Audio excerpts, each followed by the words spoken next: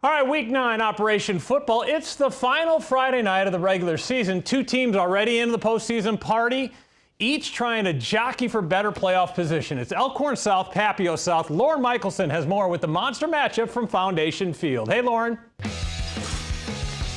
Andy, hey, the lights may be out here at Foundation Field, but the future is very bright for the Papio South football team, who for the very first time in program history defeats Elkhorn South 24-19 the final.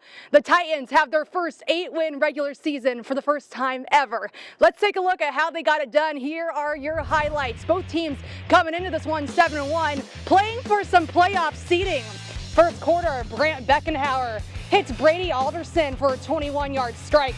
Titans up 6-0 after a failed 2-point try. Papio South on top 14-6 at half. At the break, Elkhorn South responds. Jaden Stutko, workhorse in the backfield from 3 yards out, makes it a 1-point game, Storm down 14-13. 6 minutes left in the fourth. Storm converted on fourth down. Then Sutko again takes the screen for a 34-yard touchdown. Storm cut their deficit down 24-19, another failed 2-point try. Well, here's the play of the game. Under a minute to go, Papio South gets the huge fourth down stop. The Titans weather the storm 24-19, the final. We're a top team in the state. We can compete with anybody. We're coming for the state championship.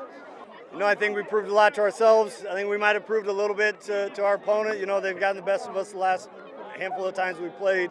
And I think we proved to the rest of the state that this team, Papio South this year, is a pretty good football team. We are not the Pap South of yesterday, I promise you that. We coming. We are not who we were a year ago. Distant champs. Let's go! You can't tell right now, you guys, but quite the celebration here at Foundation Field after that win. Papio South's mantra this season, anybody, anytime, anywhere. They got it done tonight, a bright playoff future ahead for the Titans. Reporting live from Foundation Field, Lauren Michelson, KETV Newswatch 7 Sports. Thank you, Lauren. All right, let's talk West Side. They'll likely be the top seed in Class A with an 8-1 record. Warriors, though, could meet up with Millard South in the state semifinals. Patriots could wind up as the 4th seed. Remember, the Millard South team had to forfeit its opening win in Nevada after self-reporting an NSA violation. So it's win and you're in for Omaha Westview and Millard West District A6 title. Second quarter, Wildcats lead by 14. Aaron Kalala, 14-7, Millard West at the half. Third quarter. The quarterback sneak ties the game for Westview, but in the fourth, Wildcats pull out all the stops. Check out the razzle dazzle. Ooh, the double reverse pass. Logan cracked in the end zone. Wildcats win districts. They're going to the playoffs. All right. Creighton Prep, Norfolk will start in the second half. Prep quarterback Ben Leslie connects with fullback Colin Corrigan. 10 yards and the touchdown. Junior Jays extend the lead 21-13. Early fourth quarter now. Running back Angelo Walker, who walks it in from 6 yards. Junior Jays up 15 at that point. Jays go on to win 35-13. Omaha Central says, trick or treat, smell defeat. Central Eagles can't be beat. Eagles need to win against Fremont to get into the playoffs, and they do just that. Yasir Grigsby to Torrey Pittman the third for the touchdown for Central. Then watch Grigsby, the quarterback. This kid's a sophomore. Look at how many tackles he avoids. Breaks some ankles. 5 different defenders or so had a chance on him. Grigsby scores. Central wins 27-7. Other scores in Class A. Lincoln East beats Lincoln Southeast, so the Spartans get into the postseason. North Star does as well as they beat Bellevue East. Well, Elkhorn North head coach Sam Stanley returned to his team for the first time last night in a month and a half. One of his twin boys, Grant, just 11 months old, passed away last weekend, congenital heart disease.